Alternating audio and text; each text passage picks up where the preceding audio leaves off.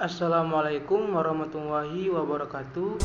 Perkenalkan, nama saya Poppy Yuda Prasetya, NIM A1A 39022. Baiklah, pada kesempatan kali ini saya akan membuat tugas video untuk memenuhi tugas akhir dari mata kuliah Hukum dan Hak Asasi Manusia, yang mana tentang lahirnya Konstitusi Republik Indonesia Serikat tahun 1949. Pada suatu negara di dunia pasti mempunyai konstitusi, karena konstitusi merupakan salah satu syarat penting untuk mendirikan dan membangun suatu negara yang merdeka. Oleh karenanya, begitu pentingnya konstitusi itu dalam suatu negara. Konstitusi merupakan suatu kerangka kehidupan politik yang sesungguhnya telah dibangun pertama kali peradaban dunia dimulai, karena hampir semua negara menghendaki kehidupan bernegara yang konstitusional. Adapun ciri-ciri pemerintahan yang konstitusional diantaranya memperluas partisipasi politik, memberikan kekuasaan legislatif pada rakyat, menolak pemerintahan otoriter, dan sebagainya. Selanjutnya, dalam mendirikan sebuah negara, sedikitnya diperlukan unsur-unsur sebagai berikut. Yang pertama, adanya wilayah tertentu, dan yang kedua, rakyat, dan yang ketiga, pemerintahan yang diakui. Wilayah adalah batas suatu negara meliputi darat, laut, dan udara.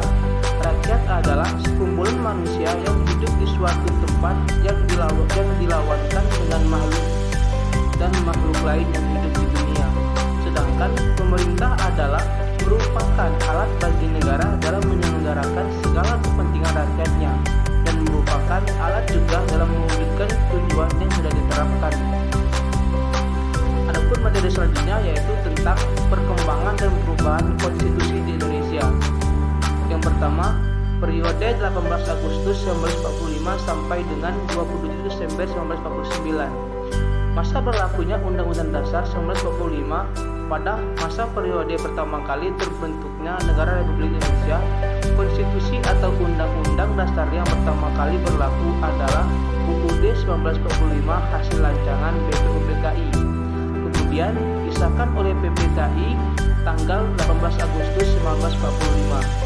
Menurut Undang-Undang Dasar 1945, kedaulatan berada di tangan rakyat dan dilaksanakan oleh MPR yang merupakan lembaga tertinggi negara. Yang kedua, periode 27 Desember 1949 sampai dengan 17 Agustus 1950. Masa berlakunya Undang-Undang Dasar Republik Indonesia Serikat sebagai rasa ungkapan ketidakpuasan bangsa Belanda atas kemerdekaan Republik Indonesia, terjadilah kontak senjata agresi oleh Belanda pada tahun 1947 dan 1948 dengan keinginan Belanda untuk memecah belah NKRI menjadi negara federal agar dengan secara mudah dikuasai kembali oleh Belanda. Akhirnya disepakati untuk mengadakan konversi minyak bundar KMB di Den Haag, Belanda. Adapun yang ketiga yaitu periode 17 Agustus 1950 sampai dengan 5 Juli 1959. Masa berlaku Undang-Undang Dasar sementara tahun 1950. Ternyata konstitusi RIS tidak berumur panjang. Hal itu disebabkan karena isi konstitusi tidak berakar dari kehendak rakyat,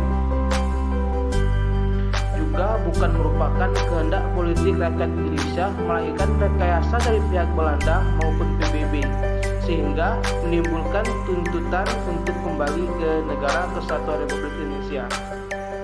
Satu persatu negara bagian menggabungkan diri menjadi negara Republik Indonesia, kemudian disepakati untuk kembali ke NKRI dengan menggunakan UUD sementara 1950. Selanjutnya yaitu periode 5 Juli 1959 sampai dengan 19 Oktober 1999. Masa berlaku Undang-Undang Dasar 1945. Pada periode ini UUD 1945 diberlakukan kembali dengan daftar Dekret Presiden tanggal 5 Juli tahun 1999. Berdasarkan ketentuan ketatanegaraan, Dekret Presiden diperbolehkan karena negara dalam keadaan bahaya. Oleh karena itu, Presiden atau Panglima tertinggi Angkatan Perang perlu mengambil tindakan untuk menyelamatkan bangsa dan negara yang diproklamasikan pada 17 Agustus 1945. Adapun bagian selanjutnya yaitu periode 19 Oktober 1999 sampai dengan 10 Agustus 2002, masa berlaku pelaksanaan perubahan Undang-Undang Dasar 1945 sebagai implementasi tuntutan reformasi yang berkumandang pada tahun 1998 adalah melakukan perubahan terhadap UUD 1945 sebagai dasar negara Indonesia. Dasar hukum perubahan UUD 1945 adalah pasal 3 dan pasal 37 Undang-Undang Dasar 1945 yang dilakukan oleh MPR sesuai dengan kewenangannya, sehingga nilai-nilai dan prinsip demokrasi di negara kesatuan Republik Indonesia tampak diterapkan dengan baik.